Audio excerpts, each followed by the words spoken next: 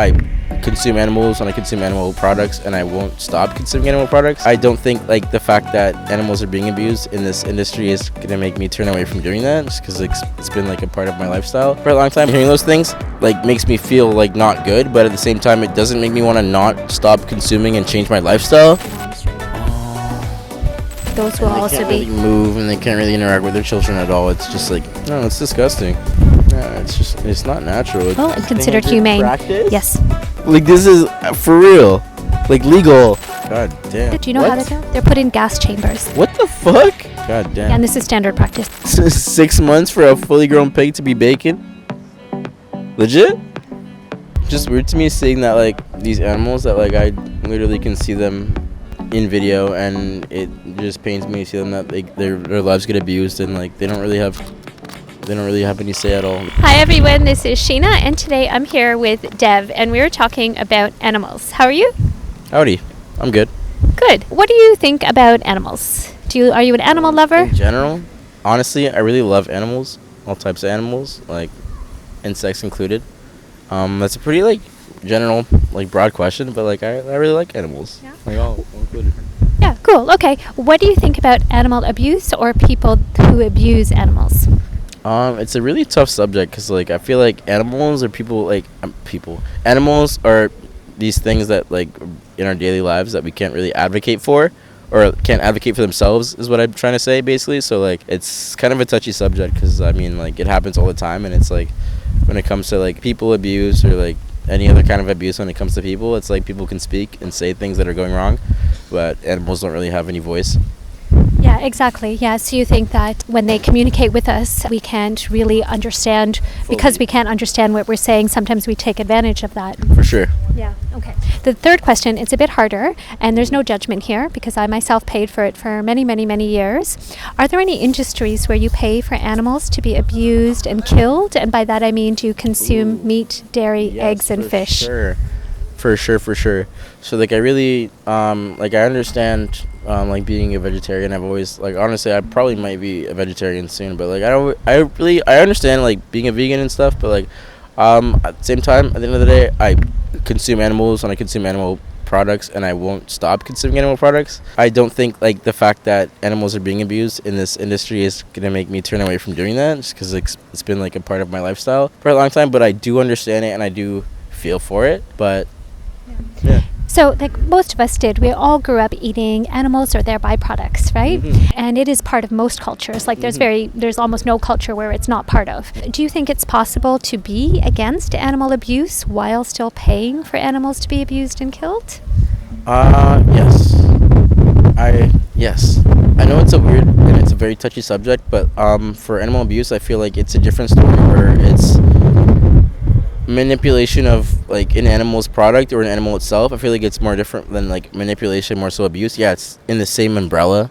Yeah, but I feel like when it comes to abuse specifically, there's like different types of abuse that people talk about. It's like abuse where you're literally manipulating something for the things that you get from them, and there's like literally just having something that you don't really want and like mistreating it, misusing it. So I feel like there's like different levels of abuse. I feel like there's different categories that we need to like. I feel like it's a very big general subject, and we need to like break it down, and there's different things that we could take from it. So if I give you okay, let's talk about like some specific examples, but let's talk about dogs. Okay, so say I'm a dog breeder. You know, I have a litter of dogs, and there is the runt of the litter, or there's sometimes the runt of the litter that don't grow big enough, or I know they're not going to be healthy or profitable enough for me. So I take them by their back legs and I smash them against the ground until they're dead. Would you consider that to be abuse? 100% yes. Okay. So say I'm, again, a dog breeder, and I have a dog that has a litter, and I know that I'm going to keep them pretty confined, and I don't want them to bite each other because that would reduce my profits. So I kind of cut their tails off, and I pull their teeth out so they don't bite each other because I'm going to keep them confined. I don't want to ruin my profits. Or I castrate them. Would you consider those things to be abuse? 100% yes. Yeah. Okay. So what if I have a cow and I want to drink the cow's milk, and the baby keeps drinking the milk? So I take the baby away from the cow because I want to drink the cow's milk, and I put a bolt gun to the baby's head, and I kill the baby, hang them upside down, and slit their throats. Would you consider those things to be 100% abuse? So the examples that I gave you, the first one's about dogs, those are things that actually happen to pigs. right? Yeah. They cut their tails off, they pull their teeth out, they castrate them. For cows, they take their babies away. In most cases, the baby boys are killed when they're born because they don't produce milk, and they're Mm. different breed to beef cows. Yeah. Chickens are 4 to 5, maybe 6 weeks old when they're killed. We've selectively bred them to be really big really quickly, so we Yeah. kill them as soon as they reach slaughter weight, which is about 5 weeks old. Yeah. What do you think about those things? Honestly, like, they're really fucked up, and like I consider those to be all forms of abuse. But like as a animal product consumer, it's really scary to me, honestly, because I don't feel like hearing those things. I really care for animals, and hearing those things like makes me feel like not good. But at the same time, it doesn't make me want to not stop consuming and change my lifestyle in a weird way, Yeah. because I've been like raised and like this is just like so normal for me, right? So it's like. But like I see those things to be abuse. I see those things to be not like I don't want that to happen to anything, right? So Can I show you a quick video on the pig industry? yeah, Those will and they also can't be. really move and they can't really interact with their children at all. It's just like no, it's disgusting. No, it's not natural. Well, and considered Standard humane. practice? Yes. Like this is for real, like legal. 6 months for a fully grown pig to be bacon. Legit. God damn. Do you know how they go? They're put in gas chambers. It's really fucked. What the fuck? God damn. And this is standard practice, all considered humane. God damn. How did that video make you feel? Pretty greasy, honestly. Like, it's just weird to me seeing that, like, these animals that, like, I literally can see them in video, and it just pains me to see them that their lives get abused, and like they don't really have any say at all. They just, they're born into it, and they just get like processed. What do you think people would think if that was dogs in that video, what you just saw? Oh my god, people would like literally like ban meat. People would literally ban meat. Does it make you feel any differently about what you said before, that although you are against animal abuse, but you do consume it, that you wouldn't consider not consuming them? Well, to be fair, I don't think what's happening to them would make me not consume them. It would have to be for my own personal reasons to stop consuming, Yeah. But I could see myself doing that, and this is also in like a factor and effect of that. Like it's a small part of it. It wouldn't be like the whole part of it, but it would definitely be a big part. I think the biggest thing for me was when I decided to not contribute to it, was that I felt like I was no longer a hypocrite, right? Because I said I was against animal abuse, but it wasn't reflected in my actions. That is true. Because I'm against animal abuse. I think it's a horrible thing. But when I went and bought these products, I was inevitably going against my values because I'm paying somebody else to abuse an animal for me. True. That's true. Would you like to see a quick video on the dairy industry? Sure. Away from their mom straight away.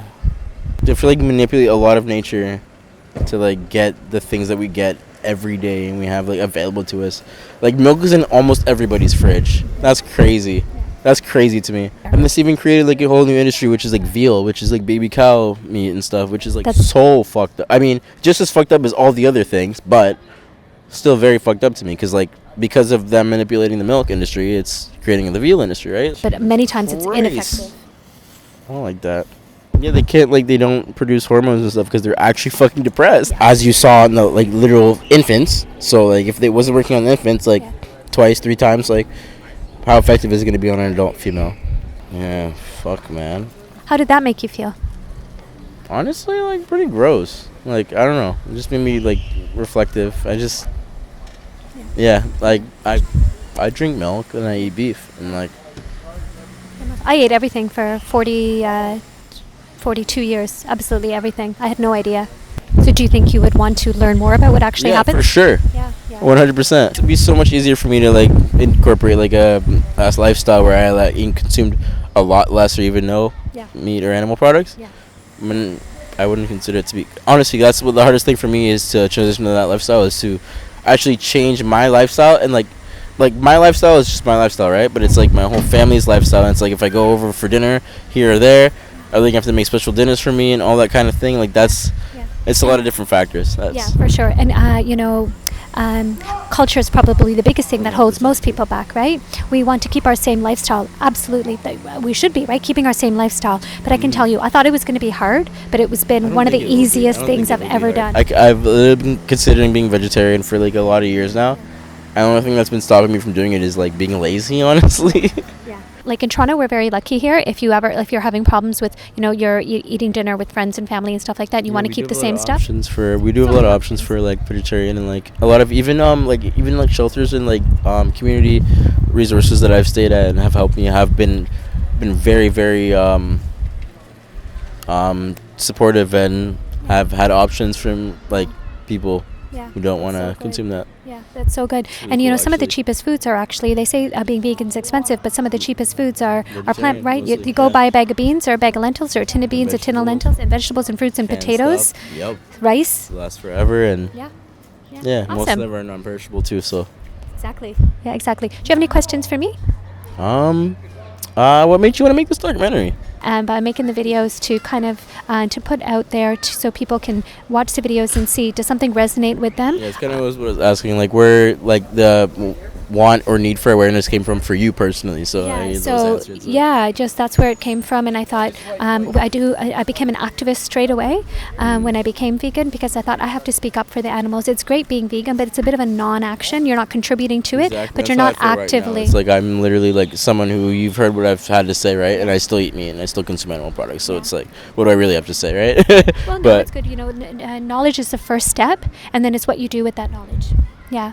And then I just thought I have the ability to become active for it, and That's cool. to How's what become you're doing. active for the animals and just speak up for them, and just put it out there and see, does something resonate with somebody, and also make them think about going vegan. Yeah. Do you have any other questions? not that I can think of right now. Yeah. So. Okay. It was so nice to meet you. All right. Yeah. Nice to meet Thank you so much. Yeah. Nice Thanks to so meet much. you. Thanks Thanks for for taking interviewing the me. time to talk. It was a great time. Okay.